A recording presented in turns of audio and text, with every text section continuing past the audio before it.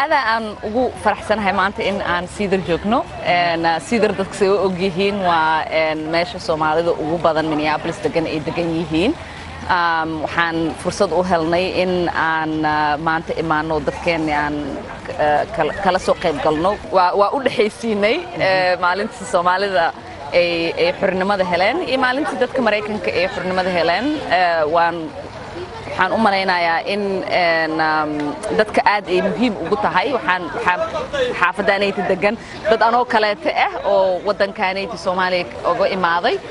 oo aad ay ugu muhiimsan tahay in ay wili xasuustaan oo ay celebrate gareeyaan ay u dabaaldegaan xornimadii Soomaaliya iyo ciyaal yar oo kuwayga kaleete oo ay aad ugu muhiimsan tahay wadankan ku dhashay aad ugu muhiimsan tahay inay u dabaaldegaan xornimada Mareykanka marka waa maalin muhiim maalin qurux badan dadkeeniyaan aan dhex joognaa marka waa aadaan anigu u faraxsanahay maasan tahay sida isoo dhaweysan kaaga mahad celinaya maanta waxaan ku suganahay xaafadda Cedar Minneapolis waxaan u dabaaldegaynaa maalmihii xorriyadda wali toddobaadka xorriyadda ku jirnaa waxaan barnaamijka kala soo qayb galay xildhibaanadeena Ilhaan Cumar xaqiiqatan toddobaadkani Soomaalida qaalibu ku yahay meel kasta ay joogaan in la xuso oo loo dabaaldegana waa waajib oo la muujiyo Soomaalinimada aniguna maanta aad baan ugu faraxsanahay inaan imaado xaafadan oo aan kala qayb galo dabaaldegan insha Allah la socotidba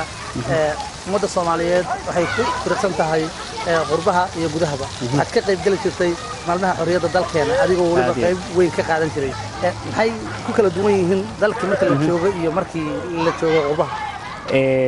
horta wax farq weyn baa u dhaxeeya dalka marka la joogo iyo marka qurbaha la joogo marka hore waxaan islahaa qurbaha ba si fiican loo xusi doonaayo maadaama ajaanibka lagu dhex jiro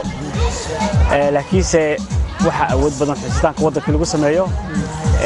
kulli waa isku wada qiimo oo mar haddii qarimo la xusayo waxa weeyaan si maqaam sare in loo xusayna waa waajib laakiinse wadankii baa badan si wanaagsan loo xusi jiray qaybaha u badan ee suugaantana halkaas aan soo bandhigi jirnay oo qayb qaadan jirnay waa sida la socdo dalkeenu doorasho galaya maxay tahay fariinta aad u diraysid Soomaaliyeed meel kasta ay joogaan horta fariinteedu waxa ay tahay dadkan talada dalka u tartamaya ama xildhibaanada iyo musharaxiinta waxa aan leeyahay jidsan loo hogaamiya ilaahay nabadna u gaarsiiyo nabadna ay noogu dhamaato